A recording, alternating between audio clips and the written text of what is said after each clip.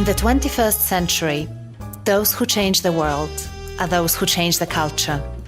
They get people in sync, lead tribes, create movements, and generate an energy field where ordinary people achieve extraordinary results.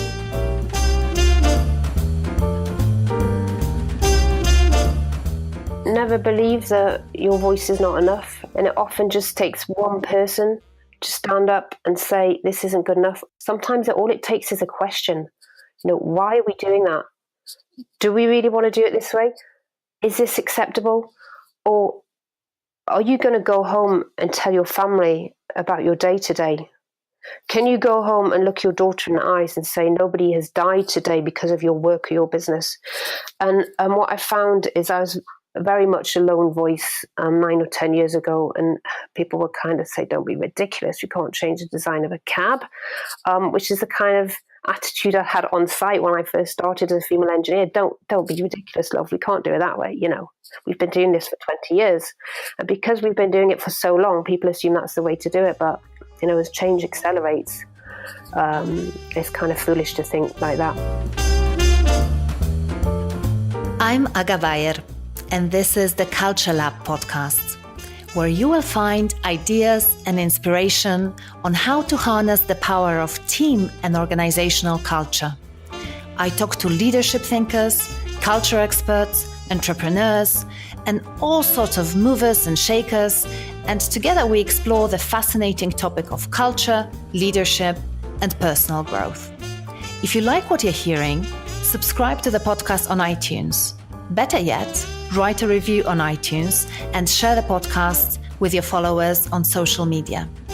For more, check out our archive at agabayer.com/podcast. Well, hello and welcome to episode 22.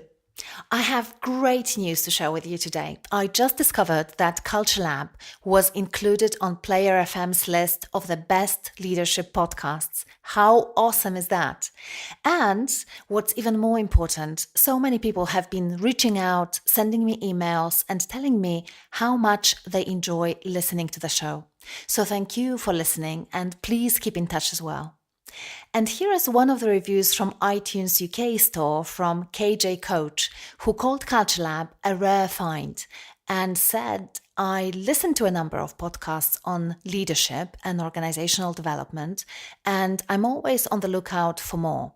I stumbled across this one a few weeks ago and have been listening to a number of episodes from the back catalogue. Aga is an engaging host, and the guests are top drawer, as we say over here in the UK. Keep them coming.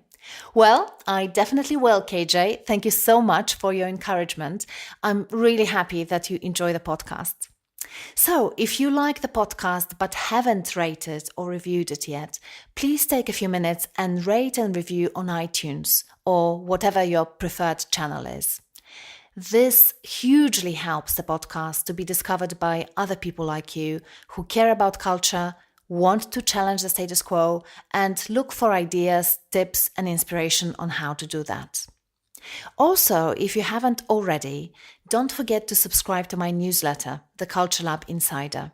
I share early access to new podcast episodes over there, my blog posts, news on where you can see me speak or participate in one of my workshops on culture, and I'm also preparing plenty of useful resources that will help you cultivate a culture that fuels and supports your vision and your goals. To subscribe, go to my website, agabayer.com/podcast, and scroll down to the bottom of the page. And now let me introduce my today's guest, Kate Cairns. Kate was recommended by one of my previous guests, Timon de Jong, and I'm sure that her story is going to inspire you to speak up, lead the change, and make some waves of your own. Kate's been recognized as one of the top 50 women engineers for 2018, and she's influencing change through advocating for a safer, more responsible world. Have a listen.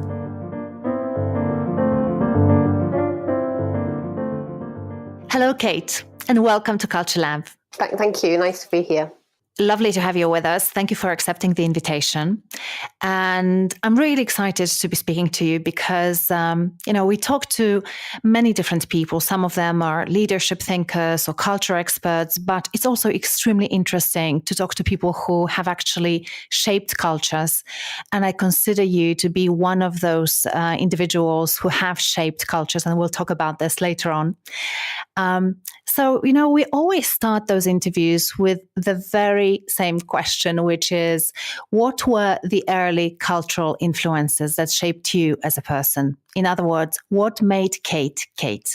Well, I suppose the very early influences are I grew up on a little remote wild beach in Northumberland with my parents and two brothers and sister, and it was looking back, it was quite an idyllic childhood. We spent a lot of time on the beach. It was clean, we were in the sea. It was very much an outdoor lifestyle, and so I really gained an appreciation of the planet and its wider sense, I guess, and the pristine environment and how beautiful but also how fragile it is. We have kind of a lot of coastal erosion here, and we also have a large influx of tourism, which brings its own benefits and problems as well. And my parents were both teachers, so I had a strong sense of the personal responsibility to contribute something to the world. I went through a period of wanting to go into advertising, and that was kind of beaten out of me. It was like, what are you going to contribute to the world by doing that? Because I was attracted by sort of the glamour and the big salaries, and that's why I sort of came around. I always had a sort of sense of social justice and environment, and I felt very privileged growing up where I did, even though it was quite a small, low key place. And so I've always had that kind of felt compelled to conserve the planet and protect these beautiful places, and also the other people as well, people that are less fortunate or more vulnerable than myself. So some of the things that you are doing at the moment in your life now makes sense after hearing how you grew up, that sense of justice and that sense that we need to protect the planet, and also making a positive impact on your environment. But I'm curious, I still can't see the link between your early childhood and becoming an engineer. So I'm wondering, what drew you to engineering as a young woman? My mother was a science teacher. She was always quite disdainful of things pretty or pink. And she kind of encouraged me. I did maths and physics A-level, and I also did English A-level because I love language and literature. And so I had a kind of a strange mix. And I went on a WISE course when I was 18, Women in Science and Engineering, to kind of check out what engineering was. But I suppose engineers, fundamentally, a lot of people struggle with what an engineer is, especially in the UK. The UK's got one of the lowest levels of females in engineering in the EU, at only 9%. And I suppose through engineering, I was attracted by the diversity of activity. So I could be on site in big boots with a hard hat, or I could be in an office looking at drawings, or I could go all over the world. But also I could help contribute to other people, make infrastructure which affects everybody's lives. That's effectively what civil engineers do. We try to make people's lives better through tangible infrastructure and impacts, and to do that in a sustainable way. And when we first started to talk about sustainable development, I was working at the Institution of Civil Engineers. That was about in the year 2000, and people still talk about the Brundtland definition of sustainable development, the ability of generations to meet their own needs without compromising the ability of future generations to meet their needs. And that's not really talked about now, because people kind of understand really what sustainable development is, and it's about a triple bottom line and balancing economic, social, environmental issues, and that is exactly what civil engineers do all the time. So do you remember this moment in your life when you said, yes, this is exactly what I want to do? I did a degree in civil engineering, and actually I wanted to change to psychology, because I've always been interested in why people do what they do and how they behave. And this has actually come full circle in my career, because now I'm actually a sustainability consultant in the engineering construction sector. And there are lots of cases where engineers will build infrastructure for people, and then they're kind of surprised why they don't work. They might build a cycle track and then it's not used, or they might build what's going to be an amazing building and then it's not used the way it should be. And so I'm really, really interested in behaviors and psychology. And so I didn't actually change to psychology, but I feel like I've come full circle through my engineering profession and career. Yeah, totally. And it does happen to a lot of people where actually you will graduate and then you'll think, oh, maybe I should be doing something else. But then eventually you do manage to find a way to integrate that part of yourself that feels like it needs to come to the surface, and you definitely want to engage it. So it's interesting that you did find your way as well. And I think it's become a lot more broad engineering now. At the Institute of Civil Engineers, we're just widening the criteria for people to become members. So we need planners, and I worked on Terminal 5, which was one of the biggest construction projects at its time at Heathrow Airport. And we had so much need to consult and talk and have dialogue with the local community, because we were working in such close proximity. So there's a need for stakeholder engagement, and all the softer skills now is being much more appreciated in the engineering profession, which probably wasn't 20 years ago. So, yeah, exactly. And it's interesting because when people think about engineering, they normally will not think about how important it is, as you say, to engage stakeholders, be in that listening mode, have those so-called soft skills, which are not really that soft. They're definitely very hard to master sometimes. So it sounds like actually women would be a really good fit for that profession. But we know that still the percentage of women in the engineering profession is quite small. So I want to ask, what barriers do you see today for women in the engineering profession? I was just in an event this last week actually talking about feminist cities and women in engineering, and we were just saying that we've been talking about this issue for 30 years now, and it's actually quite boring, and it's also really frustrating that we're still having to talk about it.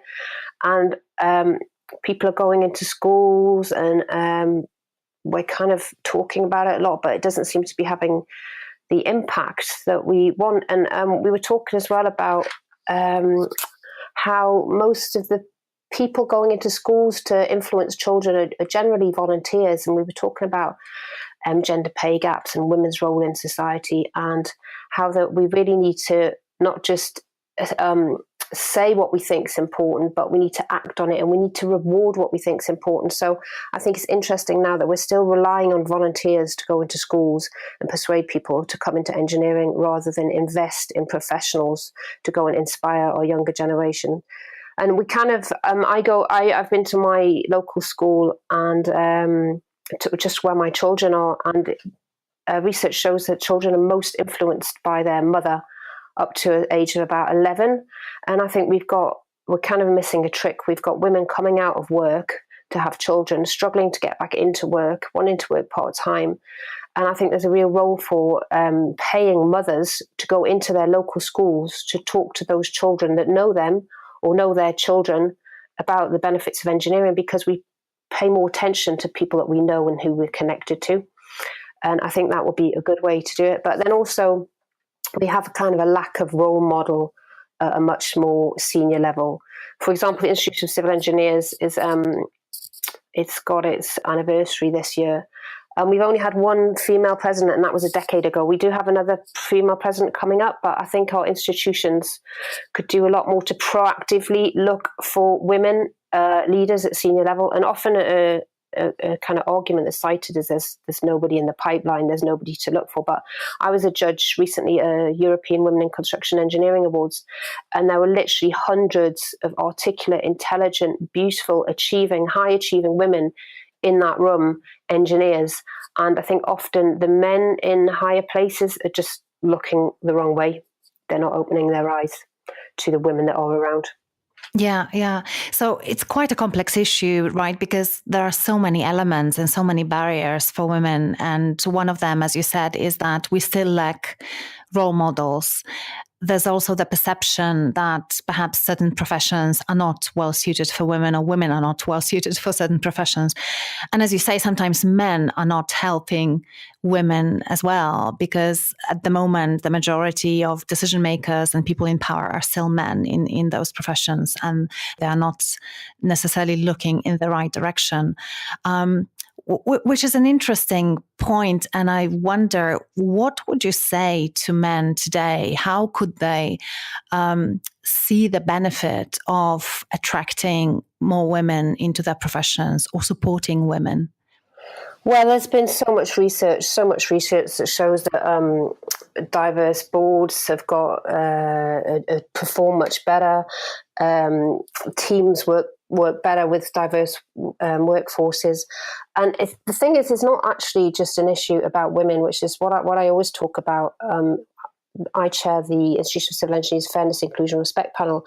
And we changed the name of that from Equality and Diversity to Fairness, Inclusion, and Respect, because inclusion is about all of us. It's about including everyone. And it's not just about, often I see people talking about diversity, and they're talking about the women.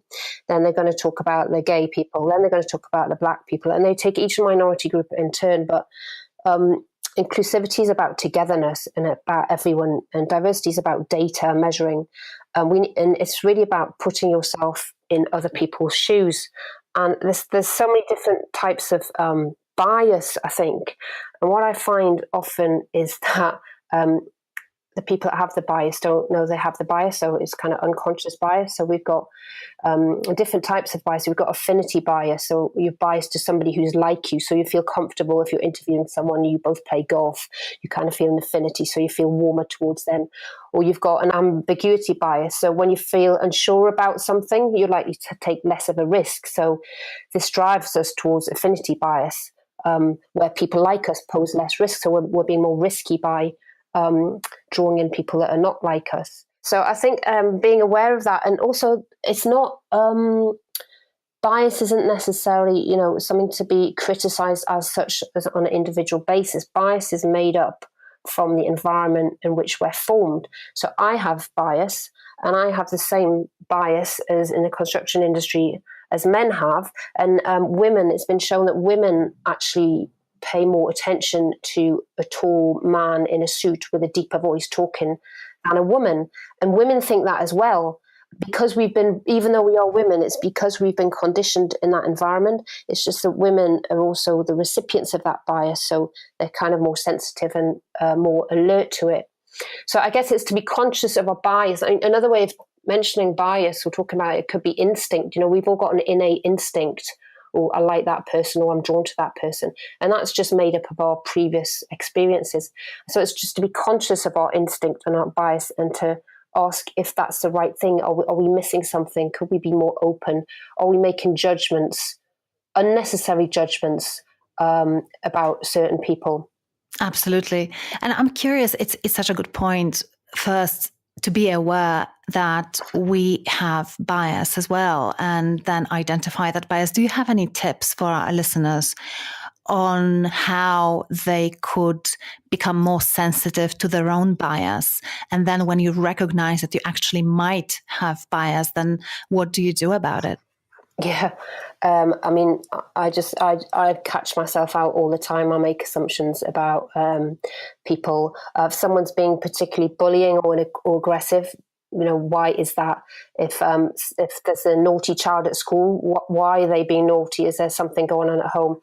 It's just constantly I think it's about judgment and being humble, and just questioning why you think what you think, and just to hold yourself back and think why you're thinking that. But also there's kind of, I don't know if you've heard of microaggressions, where it's been shown that women are interrupted 3 times more than men. This is US Supreme Court justices, even Supreme Court justice females are interrupted 3 times more than men. And you talk about barriers in engineering. At a high level in engineering, I've seen this kind of microaggressions where a woman's talking and a man will interrupt. Not necessarily because they're thinking, I'm going to interrupt her, but just that they're thinking, what I've got to say is a little bit more important. And I see that a lot at high level. I see that at parish council level. I see that at committee level all the time. And that's kind of unconscious. So it's just being conscious. let everybody finish their sentence. And another thing is that women's ideas aren't necessarily heard unless they're repeated by a man. So what men can do is when a woman makes a contribution, they can say, oh, well, thank you for that contribution. Sally, just to reiterate, Sally said that. But often people move on very quickly. Or just cut off the end of a sentence, and that then diminishes the power of that kind of statement. And another thing, I think, a third thing is that people can do, men and women, is to we don't like to brag about ourselves, do we, or big ourselves up, although we're told that that's what we should do. I mean, I've been criticised before about when there aren't senior people. Well, you women need to put yourselves forward.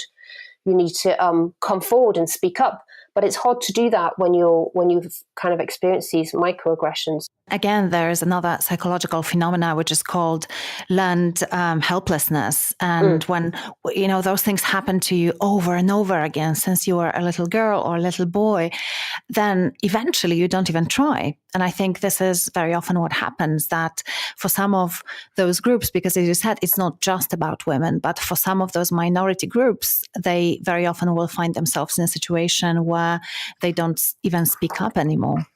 Yeah, and this is the thing about as well, girls are very ambitious. And I've seen this in little girls. They're really ambitious. They want to be the leader. If you look at girls working together in groups at school, they're very collaborative, but they're very ambitious to win. And at some point, that's kind of beaten out of us. There's a contradiction, isn't there, between feminism and ambition. Yes.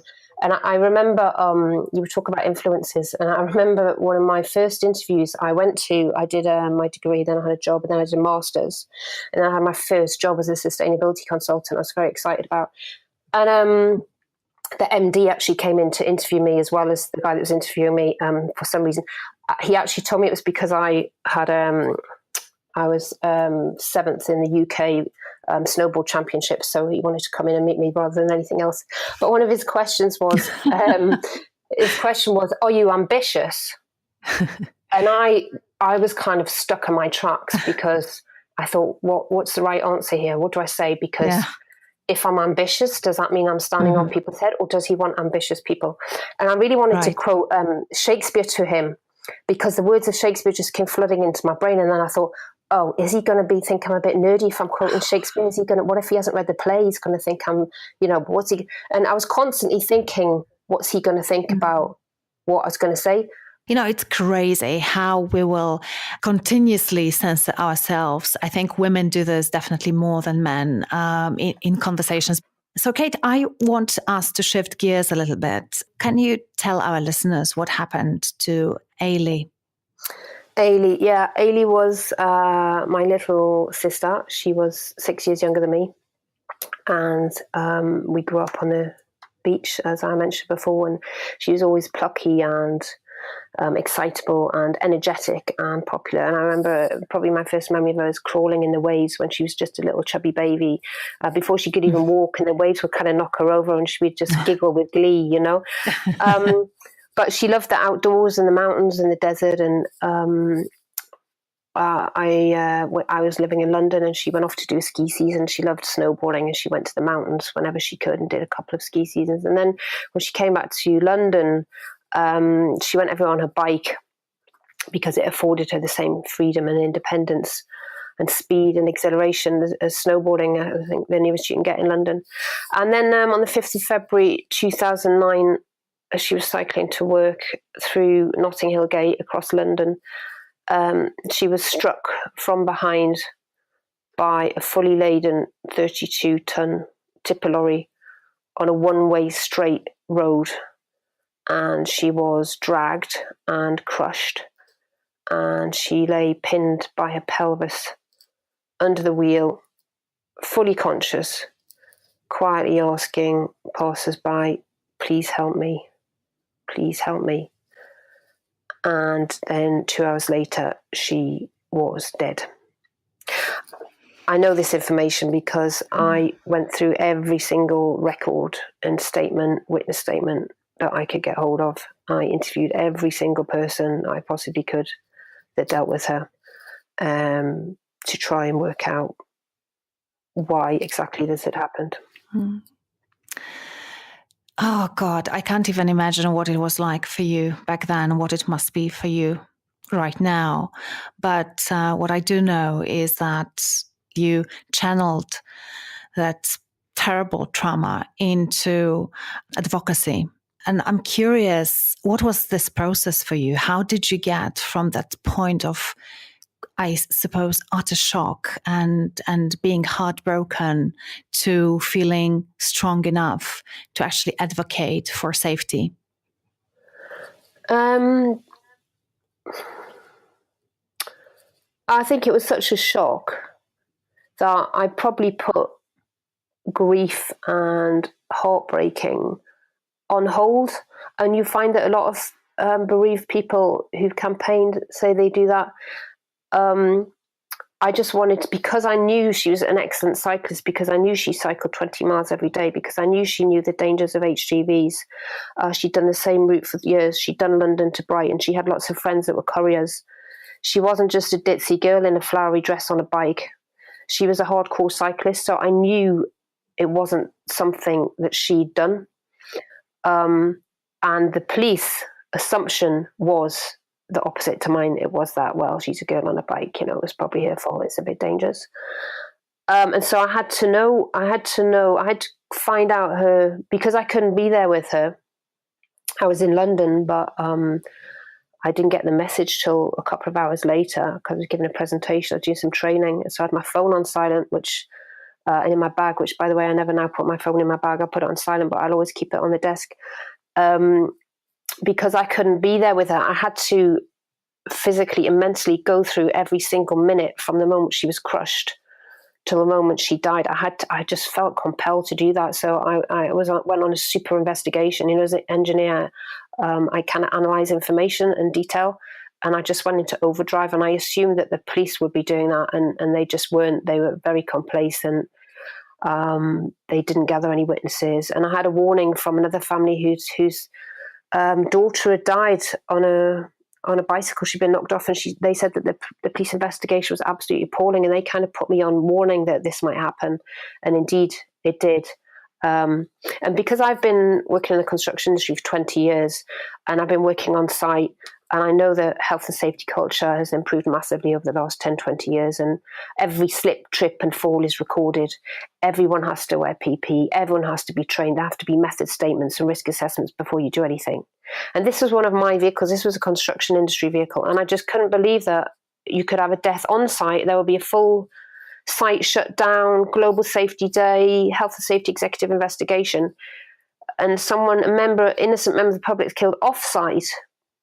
And no one cares. And then I just realized that these deaths happen every single month, and nobody was doing anything about it. So what did you discover during your investigation? What was the reason that it happened?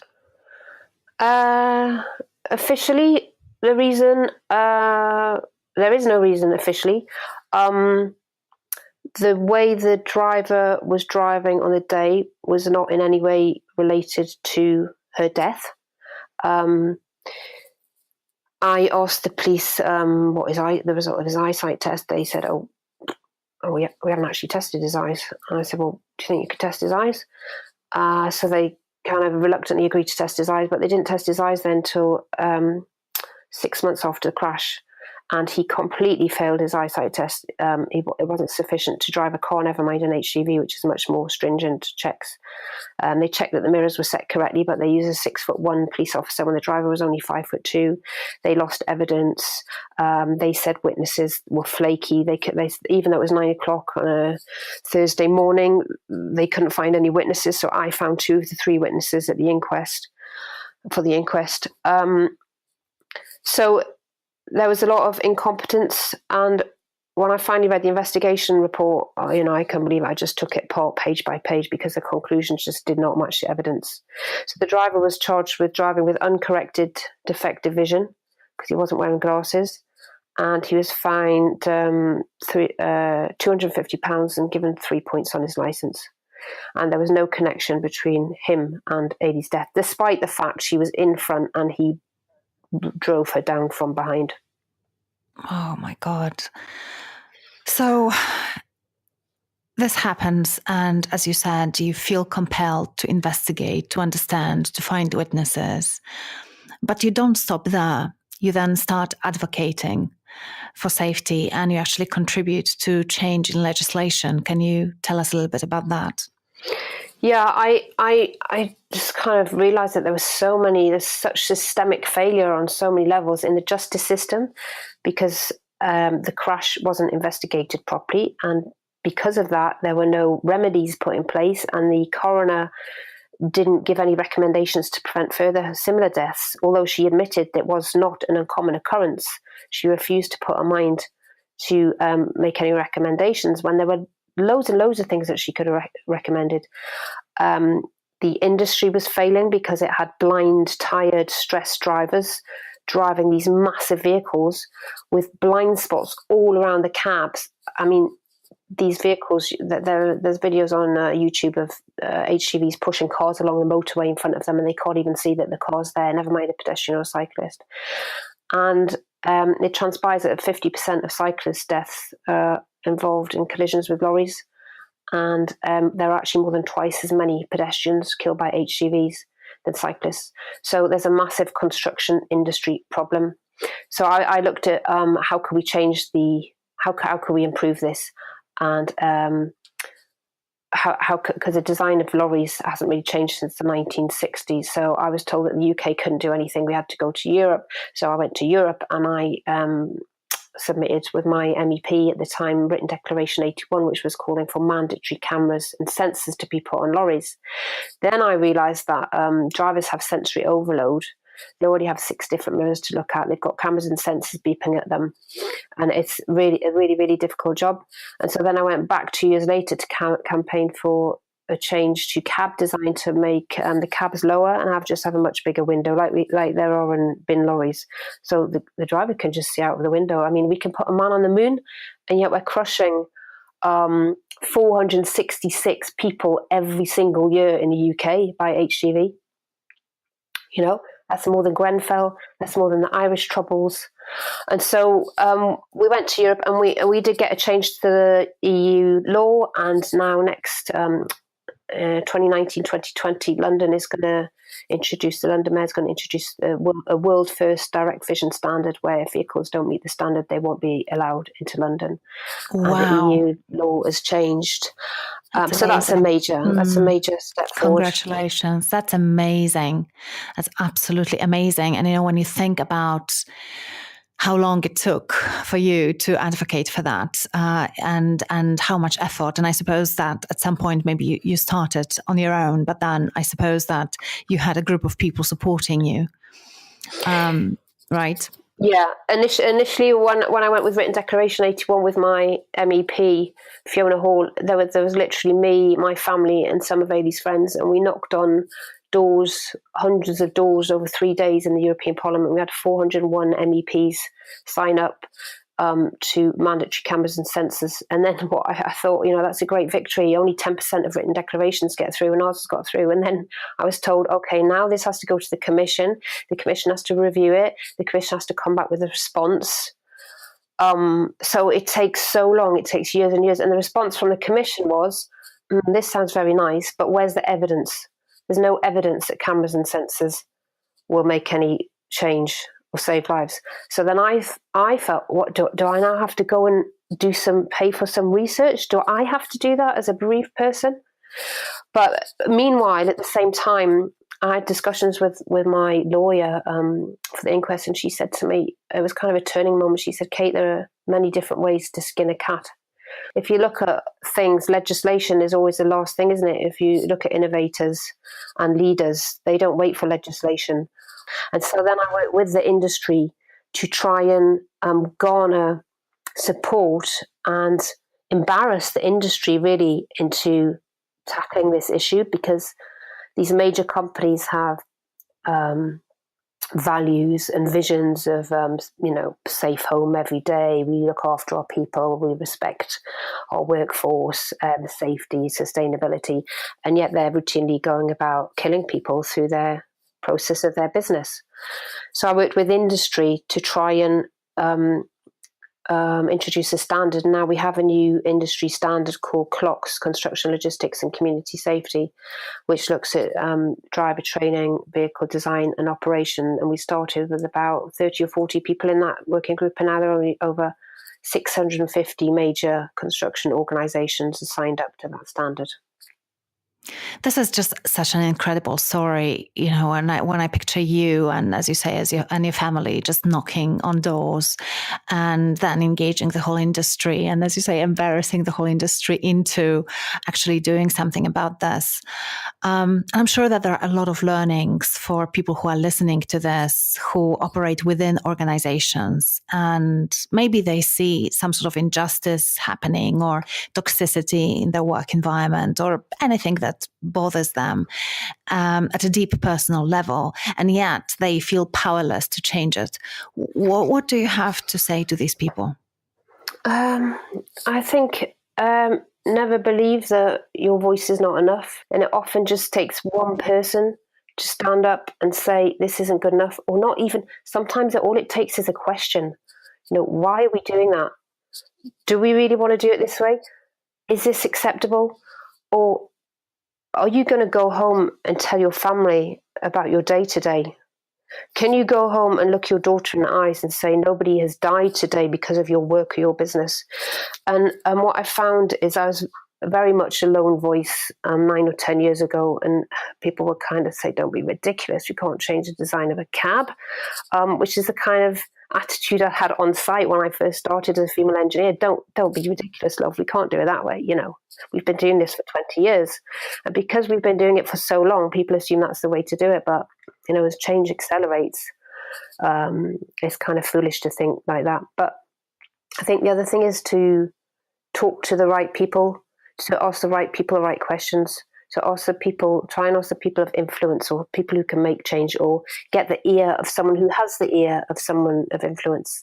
As a politician said to me very early on, I said, why is nobody doing anything? I'm going to these global safety conferences with very high profile speakers, and yet people are dying and dying and dying. Why is nobody doing anything? And he said, get in the slipstream of something else. And so that's what I've tried to do. I've tried to align my cause to company values. So what are their values and how does this fit their values? And then you're on their agenda. You're not asking them to do something different. And it's very interesting because obviously some companies will do it because they don't want to kill people and they're ethical and responsible. Other people will only do it if there's an impact on their bottom line. And I remember going to, I think it was an IC Fellows dinner in the Northeast about 7 years ago, when I was talking I met the MD of a haulage firm in the Northeast. I thought, oh, that's great, I'll go and have a chat with him. And I was talking to him about this issue, and he was quite aggressive, and he said to me, who's going to pay? Who's going to pay for this? He said, we've got such a tight margin. We can't afford to pay for this. And I didn't know whether to punch him or to cry, because I wanted to say, well, I have paid, and my sister has paid with her life, and you can't afford to even consider looking at this issue. But for him, it wasn't really on his agenda. So I don't know what he's doing now. But then on the other hand, I was judging the British Construction Industry Awards last week, and I was one of the other judges was CEO of a major contractor, and he's really big into health and well-being. And he said, so what I've tried to do is align to the business case. And he said he gets really annoyed when people try and sell the business case of health and well-being to him, because he says, I'm not doing it for the business case. I'm doing it because it needs to be done, because it's the right thing to do. So he's kind of a forward-thinking, innovative thinker, but you have to align yourself, I think, to whoever you're trying to influence, what's going to push their buttons. Yeah, that's such an important point, because, working in organizations, I very often feel people who are very, very frustrated because basically they hear what you heard at the beginning of your career, which was basically, are you crazy? This is not going to change. This is how we've done this for 30 years or 40 years. But actually, when you want to bring about that change, it's really important for us to understand, I think, who are, as you say, the key decision makers and what's on their agenda, and then try to align yourself with what they're trying to achieve. Because obviously, if it's going to be going whatever you want to achieve, completely against their agenda, then you are going to get really strong resistance, and indeed, probably you will not have any success. Yeah. And there are some people like this guy you said who's going to pay. I just didn't even, I decided I was not worth having the discussion with him.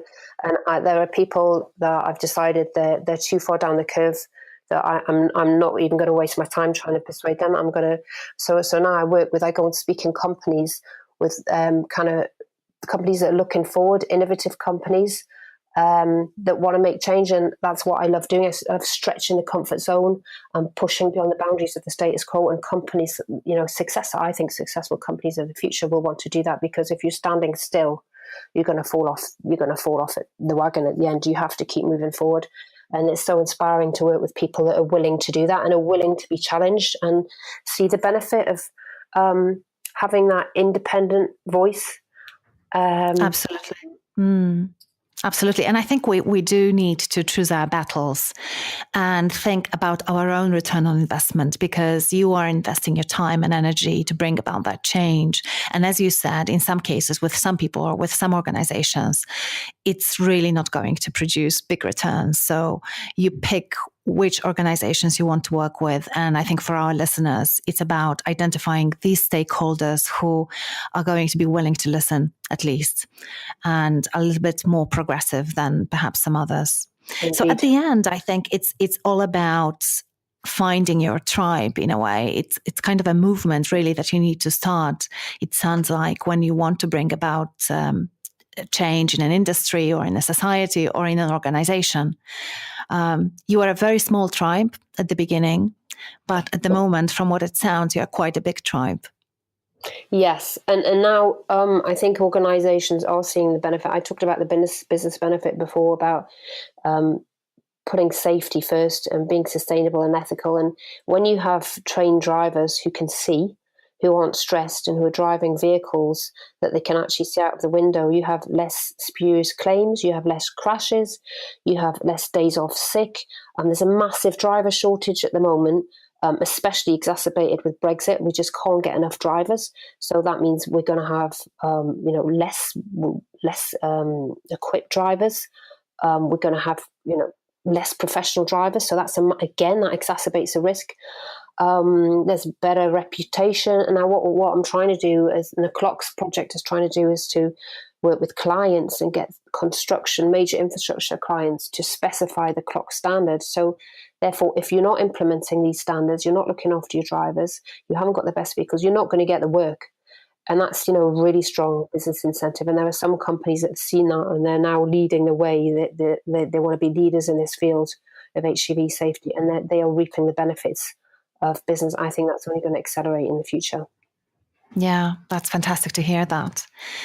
So wondering, apart from the issues that you've mentioned, what are other pockets of the world that you care about and would like to change the culture there? One is definitely the industry where you work, the engineering profession, safety, culture. What else is close to your heart? My goodness, sometimes I just sit and worry about so many things. I worry about FGM. I worry about child trafficking. I worry about old people being left in home. I've got a granny, she's 97, and I'm feeling guilty now because I meant to ring her and I haven't rung her. There are so many things, but we can't tackle all of them, can we? I suppose the other thing, so I'm kind of looking at safety culture, and equality and diversity in engineering. And I suppose my other big field is sustainability, which affects all of us. And I think there's much more understanding about that now. And I think public awareness has been raised with things like in the UK and with David Attenborough programme about the plastic in the ocean, and just influencing. I've always tried to influence people all around me all the time. No, I haven't tried to influence, but I found that I have influenced them just by, when I had my first job, I cycled to work. People said, "Oh my goodness, you're cycling to work." I said, "Well, yeah, why not?" And then I find kind of later on, if you believe in what you're doing and you stand up for what's right and you're not frightened to say what you think, I think you can draw people along behind you. You're making such an important point about how we can influence others and our environment just by doing things. without even necessarily talking about them. I remember when we had a chat before, you told me the story about a guy that you met after 20 years, was it? Or 10 years? I don't remember, right? And yeah, 20 years actually, yeah. yeah, and he said he remembered you because you were cycling to work, and it made such a huge impression on him back then. Yeah, I just bumped into him in a little in the shop in London, and he said he knows me, and I said, "Oh, I don't think so." And then we worked out that we knew each other 20 years ago, and he said, "Yeah, I remember you carrying your bike, and everyone else was waiting for the lift, and you'd sprint up the stairs with your bike over the shoulder." And another woman that I worked with there, she started going to the gym after work, because I used to cycle home and then go to the gym on the way home, and that kind of inspired her to be healthier, or try to be healthier anyway. And I think sometimes we aren't aware of the impression that we're having on other people around us. But also, I think everyone could do something locally at home. I was talking about my local schools, but my children have got friends that haven't really got the best home environment, so I can do something to help there. Do you live next to a little old lady who doesn't have any visitors? It's that kind of sense of small community that we seem to have lost because we're all so busy, aren't we? And that comes from, to go back to right at the beginning, that kind of comes from my upbringing. My dad worked in a school in a kind of quite a rough area of town, and he taught pottery, and he used to have people come in and just chat to him, and kids that none of the other teachers could control. He tells a lovely story about, I grew up without a television, and so I read so much when I was a child, and the kids used to bring in television that they'd nicked for him because they felt sorry for him, so they stole television and brought it in. But that kind of sense of doing what you can just to the people around, I think if we all did that more, we'd make a big difference. So true. And I think I just want to underscore that even if we don't really think about this, we are making an impact. I had a very similar experience at a stage in my life. I'm not anymore entirely, but I used to be vegan. And of course, when you're vegan, everyone is asking you why and where did you get, do you get your protein from, et cetera, et cetera. And eventually my husband stopped eating meat as well. And then he was in his sort of social environment. And after a few years, I met one of his colleagues, and we were not even living in the same country anymore. And he said, "Do you know what? I stopped eating meat because of you guys, and I haven't had any meat in like 6 months or something like that." And I thought, oh my God, I can't believe that. It's just crazy. Yeah. So sometimes we really, really don't know, but I think it's about first doing those things that we think are right ourselves, because people are watching us, and we can create a ripple effect that we will not even be aware of. No, we don't necessarily know. I mean, again, it comes back to bias. We don't necessarily know what people are thinking or doing necessarily. We make judgments about them. I mean, there's the whole issue I think you touched on earlier about men and diversity, and so this feminist city. There's often, I think, men feel a bit got at, and they feel a bit intimidated, or they feel a bit that they're being criticised. But the whole diversity issue, it's all about improving. It improves life for men, because I was reading a book recently called About a Boy. It's not particularly academic, but it's about how men and boys are told, don't cry, don't be sensitive, man up, and I've got a friend who works in an old people's home actually, and she loved it, but she's just given up because of her manager. And I've been reading that most people quit their jobs. They don't quit their job, they quit their manager, and it's so sad because she loves it. But we have no men in the caring profession, and once we start to reward people that do the caring profession, or people that stay at home, we're going to have equality for men as well. So it's all right for men to stay at home and look after the children, and the more that happens, I think they'll appreciate it, the better it is for the children as well, and it's better for society. I went to Amsterdam a while ago, and with a family, and we were in a park on a Sunday morning, and I was so pleasantly surprised to see the park full of men and their children, and there wasn't a mother inside. And you just wouldn't see that in the UK. I was wondering where the mothers were, if they were in bed or having a day off. So it was, at work. But I was just going to say I had some really lovely feedback from, I gave a presentation at a Future Leaders event for a big construction firm. And one of the best feedback I think I've always had was from a man. And it was about how he feels about women in society. And I think this just shows that it's not all about women, that men can really be our sponsors and our advocates. And he says, I was completely and utterly inspired by your delivery and presentation. The topics you were talking about are topics that I feel so strongly about too, primarily women in the construction industry and the view of women in society and sustainability. I felt quite emotional during your presentation, mainly because the topics are close to my heart. And I thought it was so lovely to come from a man who feels so strongly about women in society. And that quite took me by surprise, actually. And it's, I think, a wonderful segue to go to a question from one of our listeners, Eduardo. Time for your questions. Hi, Aga. This is Alison McTavish from Switzerland. Hi, this is Dale Hintz. I'm submitting a question to the Culture Lab. Hi, Aga. I just want to say thank you so much for doing the podcast. I have a question for Culture Lab. Hello, my name is Morten Abbey from Denmark. Hi, Ed. This is Tim Coupler. Hi, I'm Kostas. I have a question for you, Michael. I'd love to hear your answer. Thank you. Thanks for entertaining my question.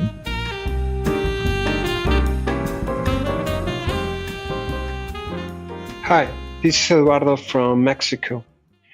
There's a huge movement of diversity and inclusion that considers women, LGBT, disability, etc. And maybe there is an unspoken bias about men. If we were to initiate a movement focused on a new breed of men that fosters a culture of diversity and inclusion, what characteristics should we need to have? I think we just to pick up on some of the things that we said before. I think we need to be less judgmental in general. We need to listen to other people. We need to be conscious of why we're thinking what we're thinking and why people are behaving the way they're behaving. And it's definitely not a man-woman thing. Some of the best advocates for diversity I know are men. And also, you know, I've heard people say, well, just because somebody's a parent, why does that mean they have to leave at 3:00 to go and pick up their child from school? That's not fair on me. But inclusivity is all about everyone. So if a straight white man wants to leave at 3:00 or he wants to take a year off to go and sit on a beach and read a book, why shouldn't he? We're not saying that he shouldn't be able to do that. By being inclusive and looking at everyone's needs, Absolutely. We can encompass men. So this should be beneficial for men as well as women. And it's not just about women, it's about all the other minority groups, LGBT, BAM. And hopefully I'm going to recommend some people in that area actually for you for future speakers. Wonderful. So I think it's just for everyone to be conscious of their bias, and also bystander training. Because training isn't necessarily the answer to everything. Training isn't the same thing as embedding, and we talk about things, but we don't actually do them. So to go back to suffragettes, we need actions. We need deeds, not just words. And I think there are a lot of people talking a lot about things, but not actually doing anything or putting the influence on those less able to do something. Yeah. So I think it's down to all of us and about all of us to think about men as well as women and other groups when we're talking about diversity. That is effectively what inclusion and fairness means. And it's also part of Eduardo's question, what you feel about the fact that due to our efforts to create that culture of inclusivity, we make some presumptions about men perhaps being intolerant sometimes or not caring about straight white men, I should say, not caring about all the other social groups. What do you think about that? Do you feel that indeed white straight men are sometimes seen in a too negative a light, and are we being unfair with them? Like I said, some straight white men are excellent ambassadors for women and minority groups. The problem is, I guess, that the social construct, society, infrastructure for so long, politics, has been defined by men, for men. And even if you just look at infrastructure, because I'm an engineer, we've got 9% of women who are engineers designing for society, but we've got 50% population. And every single time we talk about this, we talk about lavatories, public spaces. And there's just been research out that says that men will wait 7 seconds in a queue to go to the loo. Women will wait 7 minutes and 40 seconds. Why is that? Why is that? That's just one example of how, we're designing infrastructure for men, and, women are different from, there are reasons why women take longer in the loo, and it's not just because they're checking the Instagram, they menstruate for 5 days out of 28, and we don't talk about that. But if we had women designing that infrastructure, we would be talking about that, and we would be considering that. And you mentioned that to men, they kind of go, ooh. But there are, physical, biological differences where we have different needs. So the equality, therefore, to use the loo example, is the experience. It shouldn't be, 10 loos for men, 10 loos for women. The experience should be the same, equality of experience. And it's about looking, and you can't necessarily understand that or design for that if you're not actually a woman or in that minority group, or until we get a critical mass of women, or until we get men talking about those women's issues. So unfortunately, it's a kind of patriarchal society, and historically that's where we've been. But I think, and there has to be some relinquishing of power when you talk about equality. And I think some men are frightened of that, because if you have half of the board that are women, some men are going to have to go. And something that was said the other day by Chi Atawara, who's the MP for Newcastle. She's a black female engineer MP. She was talking about when we have women in senior positions who have the same average performance as men in senior positions, then we've got success. Because we have a lot of average men in senior positions. And if you're a woman in a senior position, you have to be so good. You have to prove yourself twice over. So when we get, meritocracy, when we get women, average women in the same proportion as average men at the top, then we'll be equal. Yeah, that's such a great point. It's true. Men do, but I'm very conscious about that. And that straight white men do have their own problems and do have their own issues. And I think I saw something the other day about a large majority of carers, for example, over a certain age are men, which we don't necessarily think of that as a case, caring at home for people. Yes. Yeah, true. Okay, so wow, that's such an interesting conversation, and I'm sure that we could spend hours talking about these issues because they are both timely and extremely important. But I'm mindful of your time, so I'd like us to move to the quickfire questions, and this is basically a succession of 5 questions, and you'll attempt to answer them in under 2 minutes. Is that okay. right? Yeah? Yeah. And they're all around organizational culture. So how do you define organizational culture? I think it's like a feeling, and you can actually smell it when you go into an organization, from the way the receptionist greets you to go back to the lavatories. Whenever I go into a restaurant, I like to go into the loo. Whatever's happening in the loo, that's probably happening in the kitchen. And I think it's all about talking to the people on the ground. I always try and talk to the CEOs, but I always talk to the drivers. I talk to the cleaners. I talk to the receptionists. And whatever they say, that I think defines and represents the culture. So you often get CEOs and senior leadership teams saying one thing, and the people further down the organization saying something completely different. And when you get consistency throughout the organization, then I think that defines the culture. So it's about not what somebody says to their boss, but what someone says behind their back. And what are the signs that a company culture needs some work or even a major overhaul?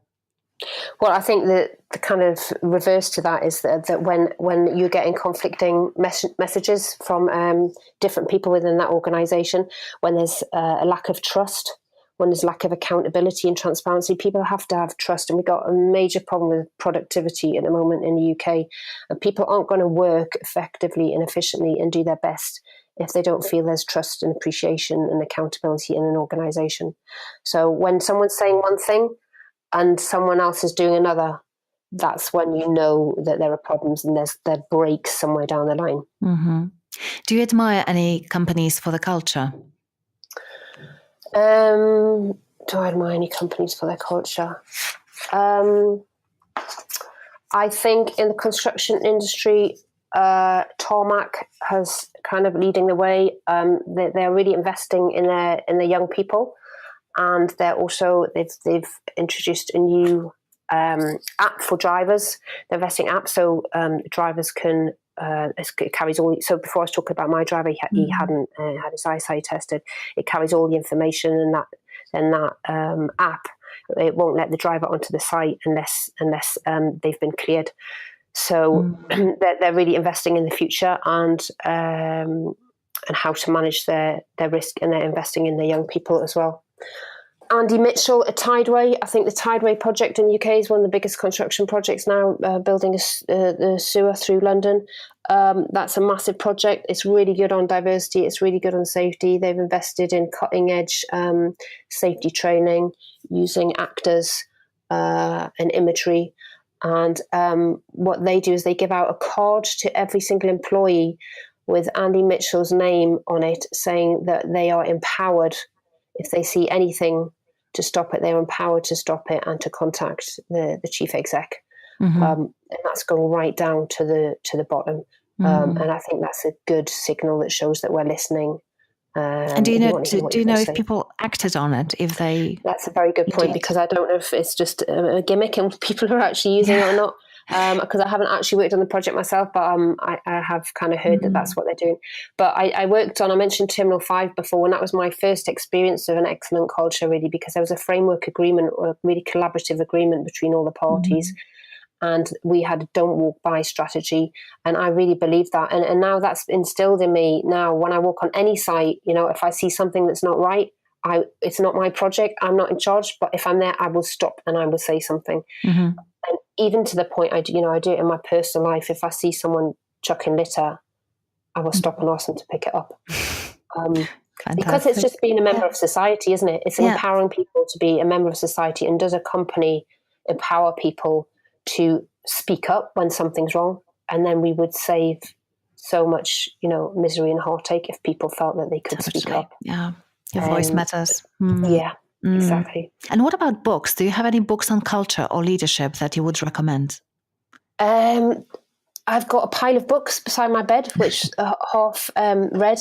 What I do is I look at lots of blogs on LinkedIn. I read the Sunday Times, Luke Johnson, and the business section. I'm halfway through The Prince by Niccolo Machiavelli. He talks about how political fortunes, how the rise and fall of political fortunes and different types of leadership, and whether it's best to be loved or best to be feared. Another book that I want to read, which I haven't read, is Maya Angelou, The Caged Bird Sings, and her story is amazing. And she talks about empathy and reading and the wisdom that she gathers, that we can gather from our ancestors. A kind of antithesis to leadership is Wisdom of Crowds, that I'm reading at the moment as well, by James Serowecki. And he's challenging the conventional wisdom of leadership and saying that the power is in groups of people, and groups of people are smarter than experts. Another article that I read, so I kind of tend to read articles on books and I never get around to reading the books, but I've just read an article on a book called A Good Time to Be a Girl by Helena Morrissey, and she's talking about don't lean in, like Sheryl Sandberg said, but change the system. Don't lean in to fit that system, change the system. Love for it. yourself. Wow, great recommendations. We're going to post all the links in the show notes for listeners who want to check those things out. Thank you. And I haven't heard about most of them, so it's really interesting. I'm really looking forward to look them up. So one last question of the 5 questions is about one thing that our listeners can do tomorrow to build their own culture lab and start cultivating a culture that will help them and their teams to bring their vision to life. I think the most important thing that can be done, which I've learned, is to listen to listen to other people. Someone said to me, we've got 2 ears and 1 mouth, so we should listen twice as much as we speak. So we should listen, and we should be kind, and we should not judge. We should be conscious of why we're thinking what we're thinking. And I just read again very recently something that said we don't need more successful people.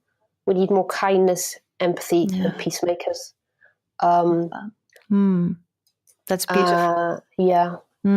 Thank you.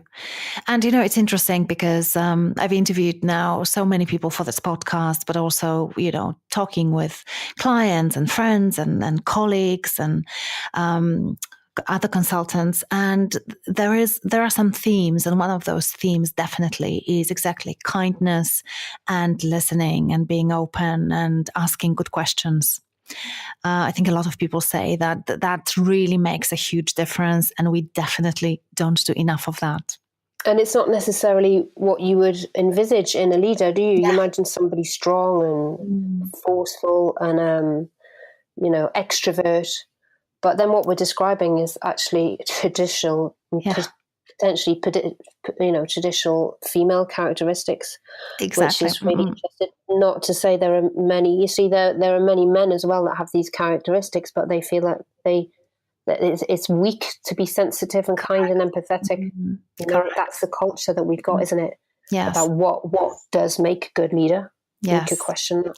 And it's shifting, thankfully. I think that at the moment we are riding this wave of change, actually, where more and more people start talking about the importance of humble leadership or servant leadership. And those characteristics are, I think, going to be more valued very, very soon. So let's see what changes when it really becomes mainstream, because I don't think that it's mainstream yet, but I think there are good chances that it will become mainstream in 10 years from now. I don't know. Yeah. I just read some really lovely stories recently as well as about just two on, you say I don't read books, but I read so much on LinkedIn, just even connections from your connections, Aga. And I just saw 2 things about a story about a woman from receptionist to CEO. Yes. And another woman that she was from a broken home. Then she was in a hostel with 3 children at the age of 25. And then she became an amazing, successful leader. And it's challenging the route to leadership as well. So what makes a good leader, and what is the way to get there? Absolutely. And actually our next guest is Dr. Sue Black. And she's one of these women who actually, her story is quite similar. So maybe you're even talking about her. Okay. So in closing, I have 2 more questions. One is about who would you recommend I invite to be a guest on the podcast? And usually I'm looking for people who are change makers, culture change makers, culture thinkers, or entrepreneurs who are particularly interested in cultivating strong and healthy cultures in their organizations. Do you have anyone in mind? So in my industry, there is somebody called Sharon Slinger, she's an award-winning advocate in equality and diversity for sexual orientation and gender. She's done amazing things and got lots of awards. She's just set up on her own company called Constructing Rainbows.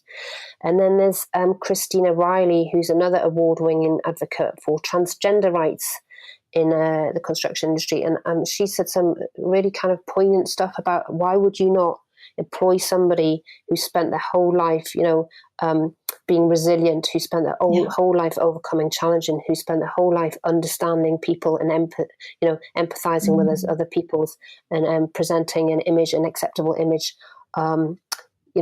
She's really interesting. And then there's Anusha Shah. She's a very successful fellow of the ICE in civil engineer and has done a lot of work in the water environment. And she's an advocate. She's an Asian woman in engineering, and she's told me some really heartbreaking stories about Asian engineers who've kind of just been sidelined, who just cannot get an interview, cannot get a job, because of the prejudice within the industry. And then I've got another lady, I was talking to her about your podcast. She said, well, she hasn't written any papers or got any awards or anything. Kerry Swanepoel. She's an amazing lady who had a baby very early on when she was doing her medical degree, and then had a child when she was an anaesthetist, and suffered extraordinary prejudice from the medical profession about having this child and her struggles to be able to breastfeed. And she said that she was talking about the fallen heroes. So for every hero that's achieved a award for making change, there are ones that have gone before who probably haven't been recognised. And we were talking about the Australian Prime Minister who's now got a baby. Yeah. And she was saying, there are probably other pregnant women before who fell by the wayside. So she's just really articulate and really interesting. But she might be a little bit off your track of, conventional I'd love to leaders. talk to all of them. Can you put me in touch? Yeah, definitely. They all sound fascinating.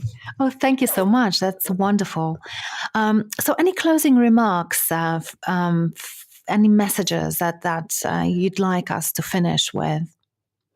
I think sometimes when I look back, I feel quite astounded that a woman from a little sleepy village in Northumberland's managed to go to Europe and help change the law.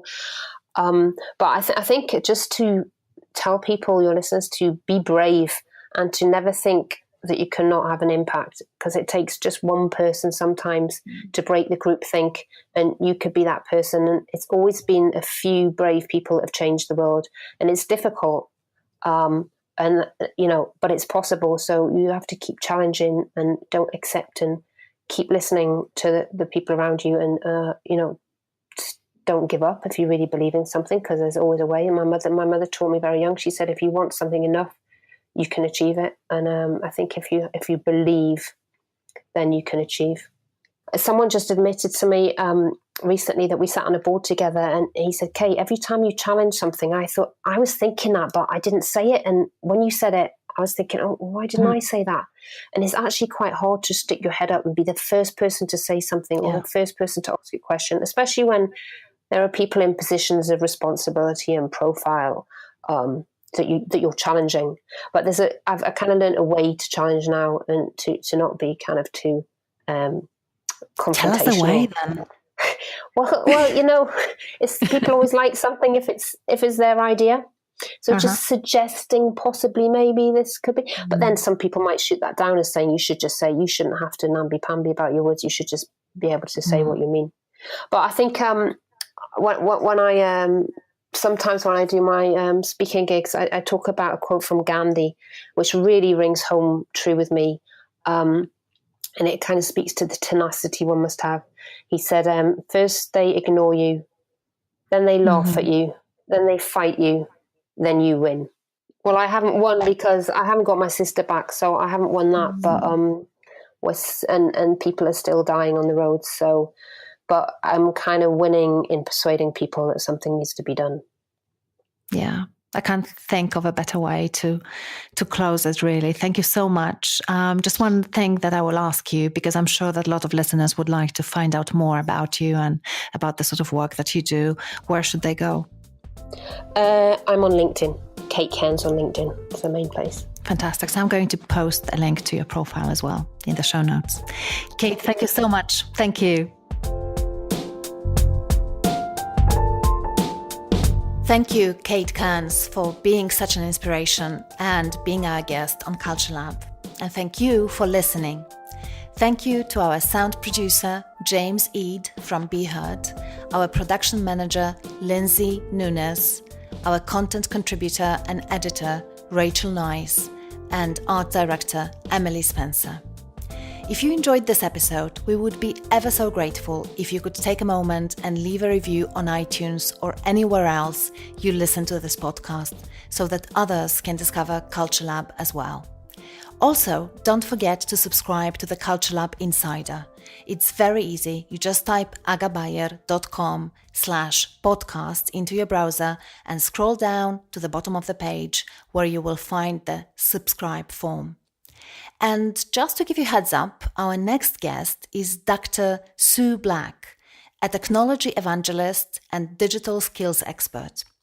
Sue was awarded an OBE for services to technology in the 2016 Queen's New Year's Honours List.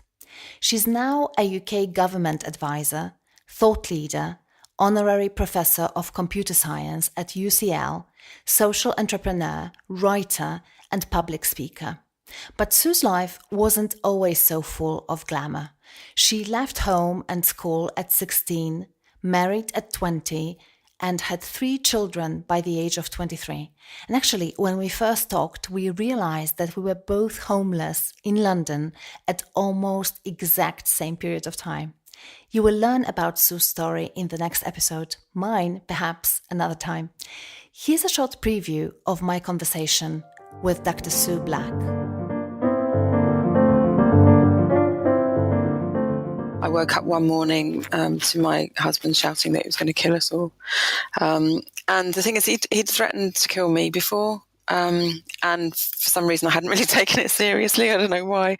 But as soon as he threatened the children, I was like, that's it, I'm off. So I packed a bag, packed a suitcase, mainly with nappies and like kids' clothes, and got the 2 boys into the double buggy and my little daughter, and ran over to my friend's house and phoned up Women's Aid, so that we could hopefully get a place in a women's refuge. People are talking about building a coaching culture, a program that helps organizations embed coaching in their DNA. The 2-day session for creating and building a coaching culture in the organization, the strategies we have learned is amazing. An excellent session. It gave us a lot of examples, especially practical examples, and some of them I am definitely going to implement in my company. It is a good starting point for creating a coaching culture in our organization, and it really had good examples that we can take on into our company. Aga is very knowledgeable. She has the talent of passing this knowledge over to us. Truly, this is a session I fully recommend. Very, very good coach. I have, other people to compare, and I think she's a very, very, very, very good, excellent coach. The seminar was very insightful, empowering, and inspirational. Aga is a great tutor and an amazing coach. So it's the items that I got from this seminar, I can implement them also personally and professionally.